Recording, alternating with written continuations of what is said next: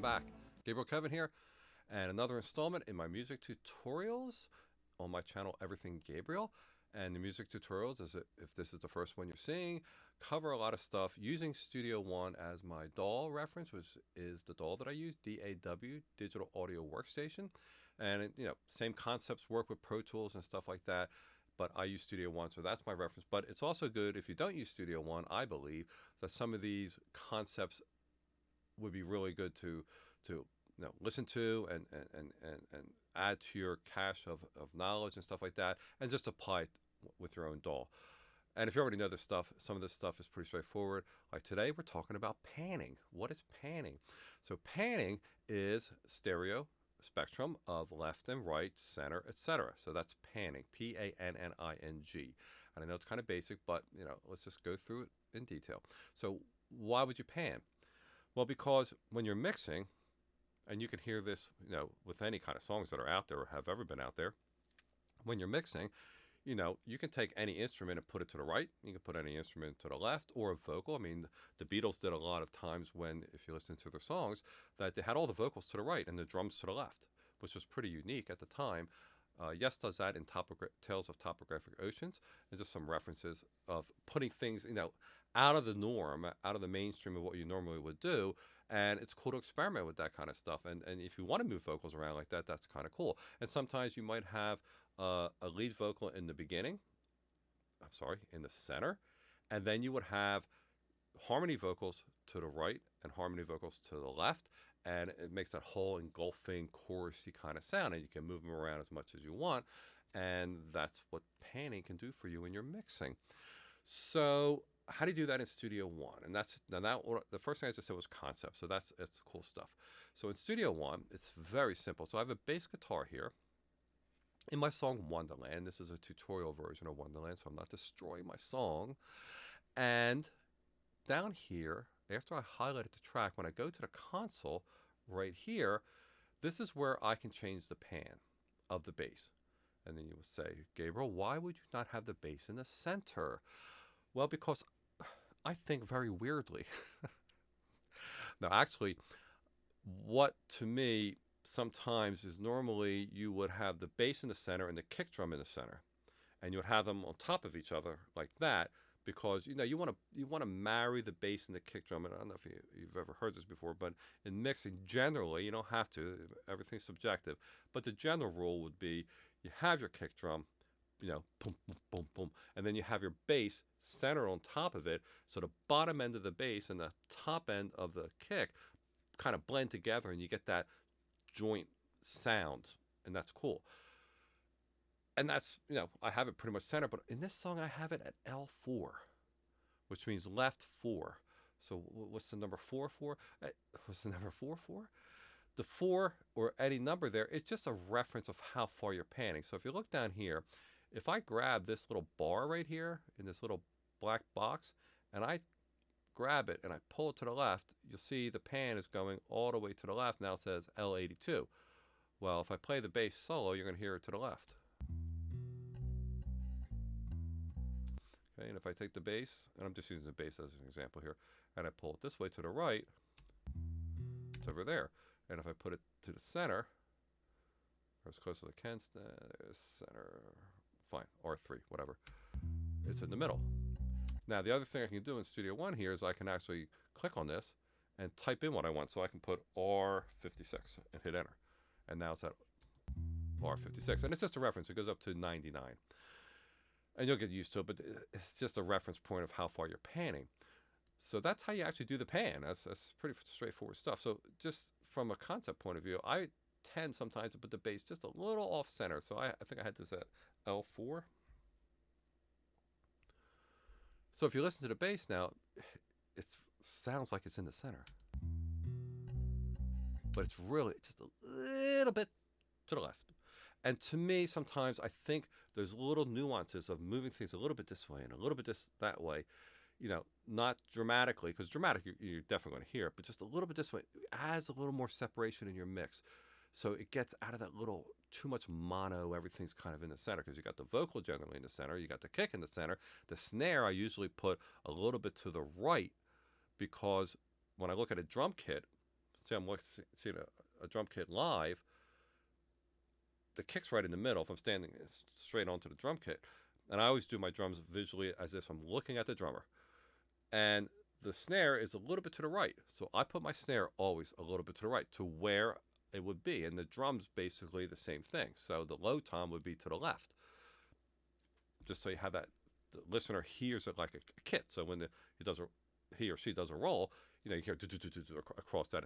It's always cool.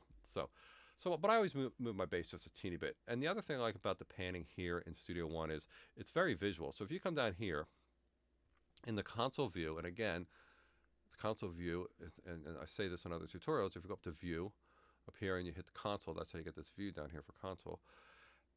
And if I take this little scroll bar down here and I go across my different tracks, and say, let's just stop here, I can visually see my panning. See? Right here. And these guys are kind of more in the center. They, R3, L3, whatever. They're kind of in the center. But this one's like R55. There's, here L44.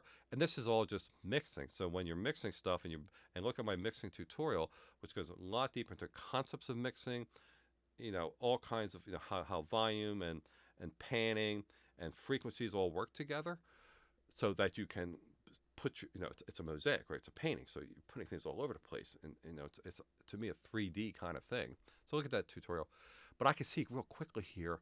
Okay, this track here. Let's go. What is this one? Let's pick one up here. Say I highlighted the track over here, so I don't waste your time, and highlighted this, and I can just look down real quick and go. I don't even have to look at the number. I go, okay, that's to the right. If I don't remember where it was when I'm listening to the whole mix, okay, that one's to the left. It not only just gives you the number, it gives you a really nice little pictorial thing here, which I really like. So, okay, let's get into just one more thing, and that is that I've used before, and it's nice, and I don't do it on a bass, but I'm going to use the bass track as an example, and that is automating the panning. And that's really cool stuff. So, if you listen to my song Another Day, and I happen to have Wonderland up here, but if you listen to my song Another Day, and it's on Pandora, Spotify, the master versions are also on my channel, so you can go anywhere to hear it, and you listen to the verses in Another Day, I actually have the lead vocals obviously in the center for that purpose, and I have some harmonies right behind the lead vocal when the verse starts. So you really don't hear those harmonies. I have a double and some harmonies, but it kind of fills it out. It gets an effect that I want, but it's right centered with the lead vocal. And after the first phrase, I take two harmonies and using automation, and I split them out like this. So all of a sudden, it sounds like two vocals just came in and sang harmonies on the left and right. And then the third phrase, it goes back to the center. Sorry about hitting the mic. And then the fourth phrase, it goes back out again. And I get this cool effect of, it makes the verse really interesting because it just sounds like these harmonies would come in out of nowhere. But I don't have 4 tracks going. I only have 2 tracks going with the harmony. And I automate at a certain point in time the pan out and then the pan back. So let's just see how you can do that.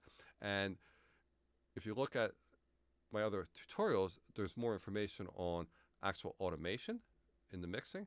So if I highlight this and I come up here, and this is in Studio One, so you have to figure out how it is in your own DAW if you don't use Studio One. And there's this automation thing here that says show automation.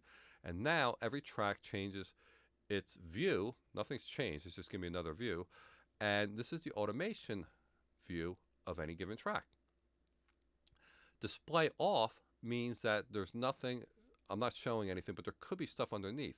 Now there is, so I do a drop down. Now look at this. I got a volume for the bass. I got a pan for the bass. And then you can add more stuff that you want to automate. I'm not going to get into it here. So if I take the pan, because we're talking about pan, and I click on that, it'll bring up the pan. And right here, it's this line, this green line going through the bass audio is the current pan. So if I put my cursor here, and right here you can see it says L4, and it says L4 down here on the bass, and I move it around, it stays L4 because there's no automation.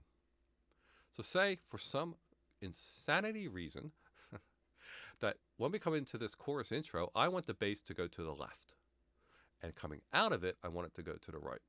Now, this is part of automation, which is part of another tutorial, but just for panning's sake, I just think this is kind of cool. You can do the same thing with volume. You can increase the volume of this bass the same way, but let's do panning. So right now, the pan display is up here, but it's still, nothing's changed.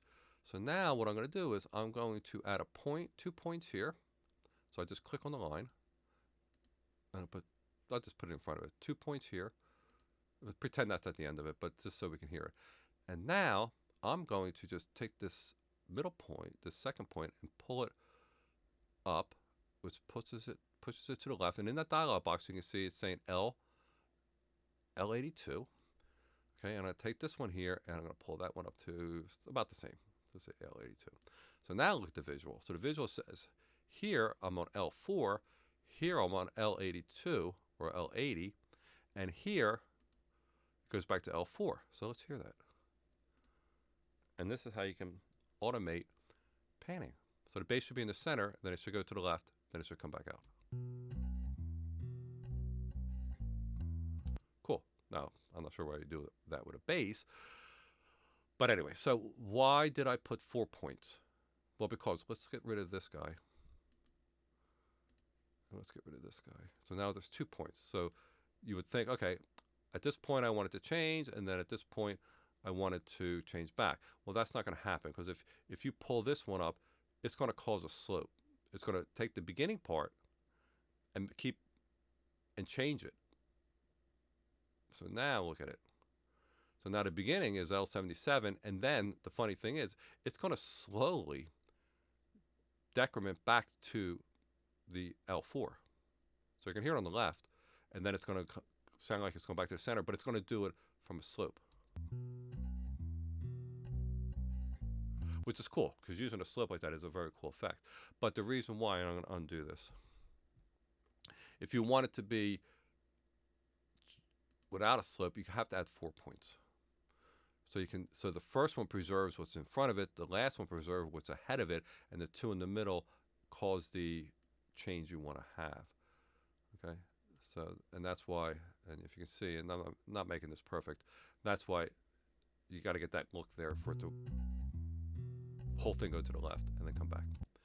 Okay, if for some reason you did this and it's not working, one of two reasons. One, right here where it says pan, there's a little, it's very faint, and it's a little on-off button. It's activate or not activate. So if I take the activate off of this pan, it will stay at L4, stay in the center. It'll ignore this because it's not activated. So if I hit it, then it'll work. Okay. The other thing is, that little activate is by each one of the things that you have here. These all operate independently. It's just not showing them all at once. So you have to, if you want to do the volume, you got to click the volume, that comes up here. But that has an activate button too. So you can have the volume off and the pan on. Well, how do you turn them all off and on? This read button here. So read means all these are in read mode, and then the activate says which one is actually on under the read mode. Hopefully that makes sense. So if I took read and I said auto off, it doesn't matter if any of these activates are on, none of them will work. So you can turn them all off, or you can turn them all on with read, and you can turn individual ones off as you just select them into the visual of the track. Hopefully that helps. That's it about panning. I did add some automation ideas in there only because I think it's really cool to automate pan, because it's just like you're making it just move automatically somewhere else. And I'm not saying just do that to everything. Imagine doing that. Have everything in one place and just somewhere in the middle of the song just change everything. And that'd be kind of cool. Maybe somebody did that already. Okay, so add your comments, add your thoughts. Please add any ideas that you have done with panning, either this DAW or Pro Tools or anything else. And hey, I've used panning to do this, and it's so cool. I'd like to know it. So please add those things. If you like this tutorial and you like my other tutorials and you want to know more that's coming out and other things on my channel, Everything Gabriel, which is more than just music, so check it out. I'm not going to go into detail. Please subscribe. That helps me out. Please like if you like it, and please definitely share, because sharing helps all of us. So please subscribe, like, and share, and have an awesome, beautiful, creative day. Take care. Bye.